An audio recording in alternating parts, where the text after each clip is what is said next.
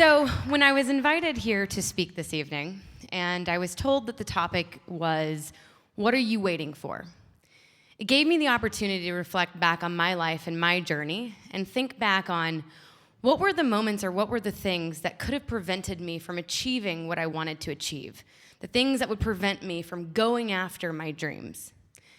And what I realized is that in my life, I've lived in this tension of wanting to check the boxes and wanting to fit in the box while always being uncomfortable and unhappy with the status quo.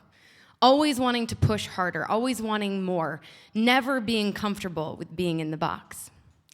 So my name is Leura Fine, and I'm the CEO and founder of Laurel Wolf, and I'm going to share with you a bit about my journey, about how I decided to escape the box. So I grew up in Alabama. I always joke, actually, that I'm your typical blonde Jew from South Alabama who moved to French Canada for undergrad thinking I wanted to be a lawyer, then worked for the world's most famous burlesque dancer, then became an interior designer, and then started a tech company. So when I say that I don't typically or fit in the typical box, I think that my journey is certainly testament to that. But growing up in South Alabama, I very much needed and wanted to fit inside of the box. And this all kind of came about because when I was a senior in high school, I participated in a program, not a pageant, called Junior Miss. And it was all about, your grades and you did a physical kind of endurance test, and you had to do a talent, and you had to be interviewed by the judges. And when I went to the state contest, after battling it out in a fearsome county pageant, they used to tell us all the time, we need you to stay inside of the Junior Miss square. Stay inside of the box. And what they were referring to in tactical terms was that there was an actual square on the stage. That's where your talent had to take place, and that's where your physical fitness took place. But what they would also use that to talk about was when we would go out in public. When we would meet with the governor, when we would go out to a philanthropy event, when we'd be at a parade, we needed to look a certain way, speak a certain way, dress a certain way. And they wanted you to stay inside of the Junior Miss square. And I joke, I never wore so much pantyhose in my entire life as I did during that time. We even wore pantyhose to do our physical fitness. Because in South Alabama, that's what you do. You wear pantyhose with gym shorts and the whole deal. I'm happy to say I'm not wearing pantyhose this evening. But what I learned at the end of that was the judges said to my parents at the end of the program, we've never had a junior miss like your daughter before. And what they meant by that was that all the other kind of junior misses that stayed within the square answered their questions in the same way. When we were interviewed, do you believe in gay marriage? Do you believe in being able to adopt children? What do you think is the most important amendment? And I would answer the questions in a way that was very different than my peers. And I think when they said that to my parents, I had the first inkling that I never really fit inside of the box, and that was going to be a really powerful part of my journey. So I left. I went to college. I went to McGill University in Montreal, Quebec, where I had a phenomenal education and got to spend time with peers from all over the world. And at the time, I wanted to be a lawyer. But after interning with lots of family members who were lawyers, I realized that this was not my path, because being a lawyer is not actually like an episode of Law & Order, which is what I thought it was going to be. So here I am. I'm 21 years old. I graduate college a year early. And what am I going to do? I'm graduating literally in the middle of the recession. It's 2007.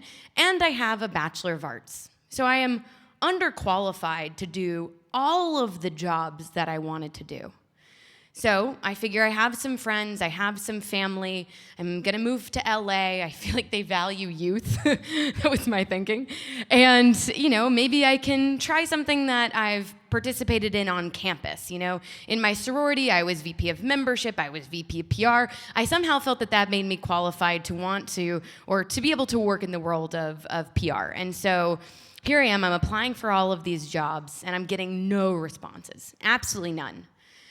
And so I'm out with my aunt one day. She's trying to cheer me up because my job search is going so badly, and we're out shopping in Beverly Hills, and I see this woman walk down the street, and she's wearing the most fabulous outfit I had ever seen.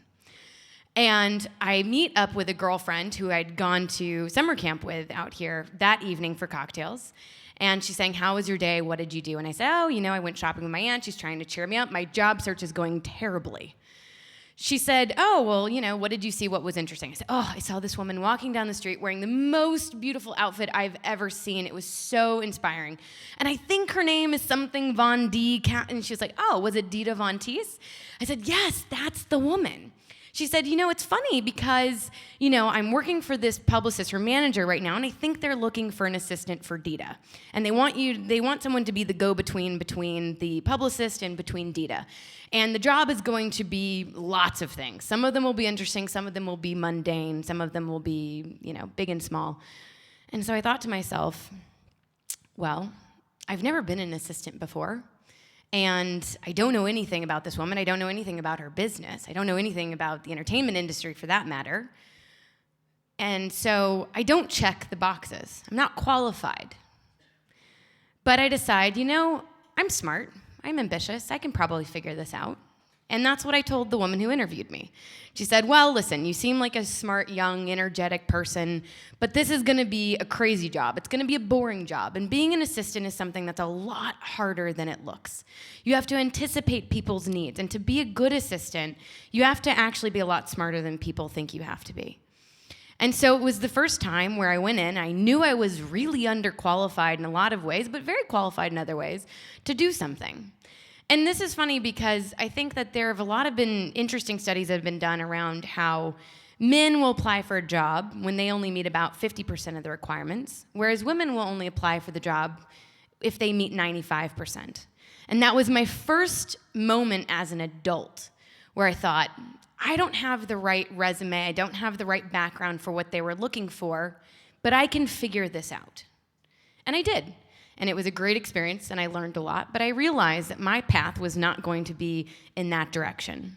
So I took a step back, and I thought, what is something that I really love? What is something that I'm going to wake up and be excited about every single day? And for me, having grown up in the arts and dance and design and drama and all of that, I decided, maybe I should look into becoming a professional interior designer. I think that's an actual job. And so I enrolled in classes, and I went back to school. And about a year into my program at UCLA, I applied for an internship, which I was very qualified to do because it entailed folding fabrics in a sample library and fetching coffee and fetching lunches. And I really wasn't doing or learning a lot. And one day, this client walks into my boss's office, and she's this kooky English socialite who had known my boss for years and years, and she really wanted us to work on a project for her. And for me, it seemed like a big project because it was a 6,000 square foot house that we were going to take down to the studs, totally redo it. For our firm, it was not even big enough to rank. But my boss wanted to do his friend a favor, and she said to him, can't you send a little design fairy of some kind to help me out with this project? And so I said to my boss at that time, I said, I know I don't have the experience. I'm not qualified. I don't check the boxes. But I'm smart, I'm ambitious, and I can figure this out. And I'm going to know the right way to work with this client because I worked with celebrities in my past life. And this is going to be easy for me to handle. And sure enough, by actually taking on this project, I actually convinced me to pay me for the project, which is an even bigger battle. And because of that, and through a series of other circumstances, I went from being an intern to being the senior designer at our design firm in under a year. And I had the opportunity then to start to learn. And so I learned how to manage projects. I understood how the business needed to be run. We did product lines that were licensed and our own product lines. And so I did the hard work, and I learned, and I watched, and I participated in growing our business. And one day I had this thought, which was, I think I've learned all that I can learn here. And not that there wasn't more to be learned in that job, because there was always more to learn. Same in the way that I could have stayed in the publicist job for much longer than I did. But even though I knew I needed more qualifications, I needed to do more work, I needed to check more boxes to be qualified before going out and starting my own design firm, I was uncomfortable because I felt like it was too comfortable. And I wanted to shake things up. I wanted to push the edge of the envelope. I had to find my way outside of that box. And so, even though I was underqualified and had no idea what I was getting myself into, I decided to leave and start my own design firm. And I did. And I started doing all of the things that I had learned along the way, realizing how half of them didn't apply to starting from ground zero, and rethinking and reimagining what needed to come next.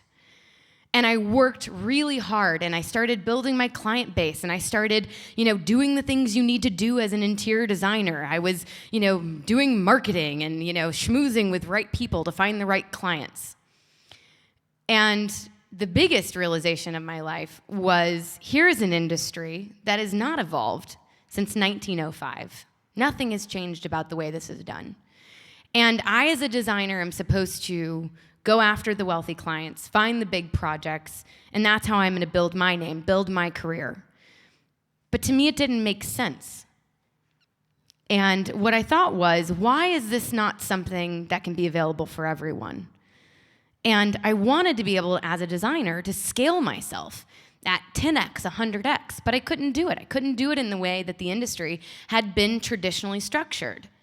And so I had this vision for taking this really old school, really fancy industry and moving it to a space where it was available for all people, and more importantly, giving my fellow designers the opportunity to earn a living doing what they really love to do.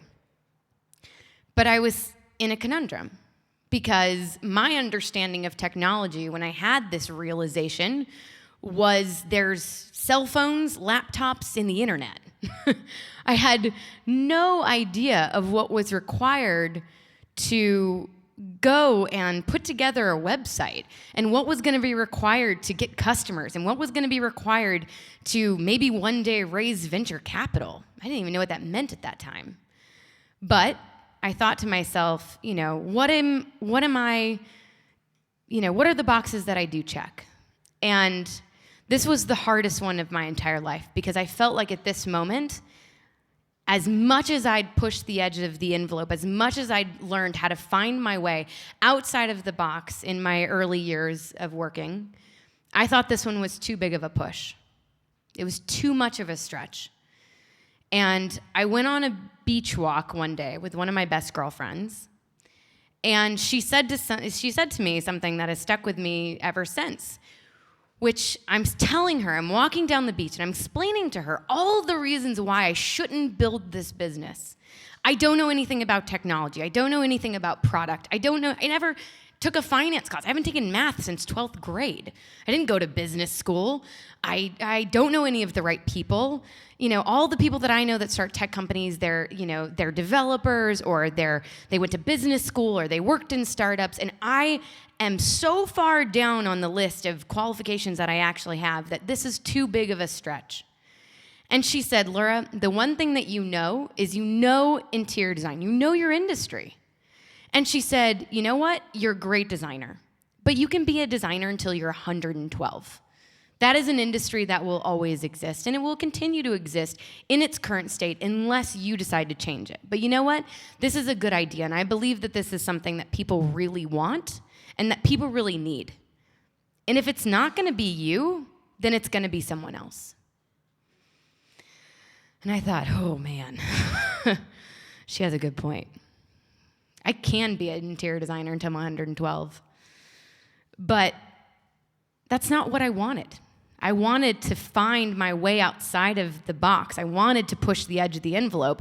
And I wanted to do something that other people maybe had not done before. And so for me, I went down the path of then starting a tech company. It's an interior design company, but I had to figure out how to build a website, how to attract designers, how to raise venture capital, the best part of this story is that when I met with one of my earliest investors when we were doing our seed round of financing, someone asked me for a 3-year financial model. I thought, ooh, this is going to be tough. I know the math and how it all works. I know the levers of our business and how we're going to make money, but I have really shitty Excel skills. Have no idea how to plug in the formulas and carry them across and everything else. So I'm probably the first and hopefully only person who sat in front of an Excel spreadsheet with a calculator and hard-coded 3 years of financial data of projections to show what the business could do. But you know what? At the end of the day, I figured I'm smart, I'm ambitious. I can figure this out. And when I sat down with that investor and he went through the model and I sent him the raw Excel files, he says, this all makes sense, except I don't understand why all of the numbers are hard-coded. And I said, well, because I don't know how to input the formulas. But I do know the drivers of revenue in my business. I understand how we're going to make money, and this is how we're going to make money in the next 3 years. And a lot of those things, a lot of those methods were how we kicked off the business. And I think, we're a young company still, but we're 2 years in. I've raised $26 million of venture capital. I have 70 employees in West Hollywood and over 800 interior designers working on my platform all across the country. And it's because in that thought of, what am I waiting for? It was those moments of, you know what? I'm going to step outside of the box. I'm not qualified for this, and I don't know all the right answers. I don't have the right experiences. But what I do believe is I believe in myself, and I believe in the fact that I'm smart, I'm ambitious, and I'm going to figure it out. Thank you for letting me share my story.